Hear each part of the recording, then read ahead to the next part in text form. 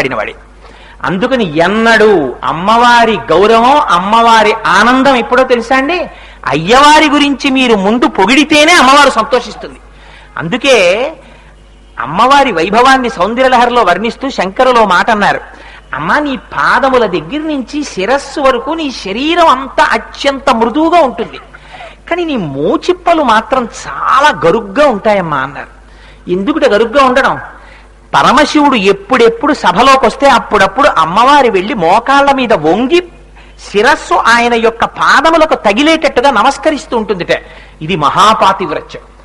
సరస్వతీదేవి వీణ వాయిస్తూ పరమశివుడి గురించి స్తోత్రం చేస్తూ ఉంటే అమ్మవారు పొంగిపోతూ ఉంటుందిట. ఆవిడ ఎప్పుడూ తన భర్త యొక్క కథలని వినే స్థితిలో ఉంటుంది. అందుకని శివశబ్దంతో సౌందర్యలహరి మొదలెట్టారు. ఇది మనకి ఉపాసన నేర్పడం. అందుకని శివశక్త్యాయుక్తో యది భవతి శక్త ప్రభవితం